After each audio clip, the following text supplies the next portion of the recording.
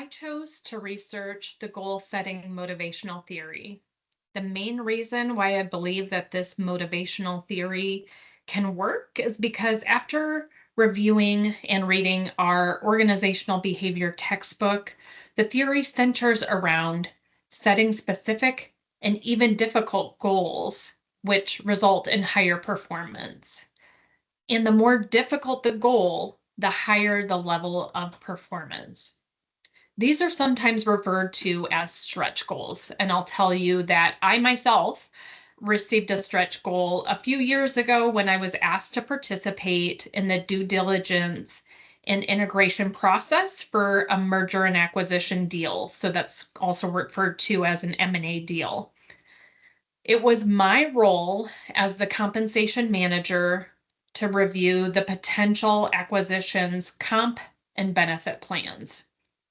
This meant a significant amount of time and energy being dedicated to the project, and along with that, trying to maintain my day job. I had no previous M&A experience, so there was a huge learning curve. And in the end, it was probably the most difficult career goal that I can think of that I had ever set for myself, but certainly it was the most rewarding. As described in the textbook, for goal setting theory to work, it assumes that the employee is also committed to this goal and believes that they can achieve it. This can be accomplished when the goal setting is done through management by objectives, which is also known as MBO. MBO focuses on goals that are tangible, verifiable, and measurable. And if the organization takes an approach of cascading their objectives, it can help employees to see that bigger picture and connect their goals to the overall strategy of the organization. So, this allows them to be more invested in the goals and understand the overall impact.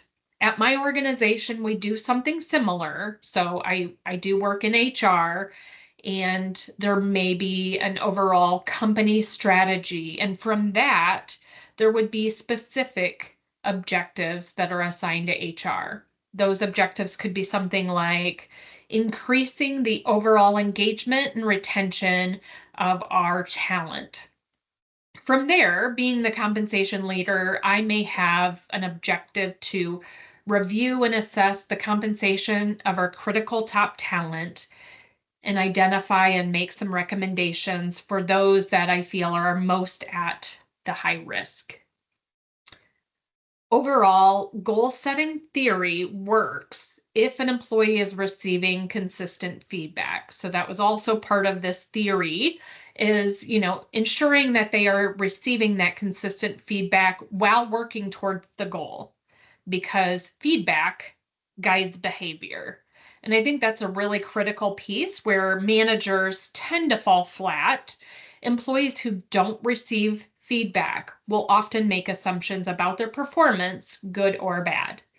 According to 11 magazine, feedback is unarguably one of the most powerful tools that you can use to motivate and develop your employees. But without that feedback, an employee feels unwanted, unappreciated, unmotivated, and disengaged. So that's really a critical thing to focus on.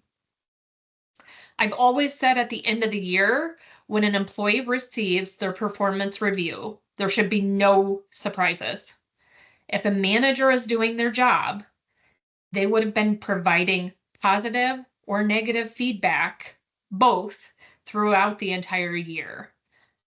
So, all of this to say, that's why I feel like goal setting, motivational theory can be successful in an organization. Thank you.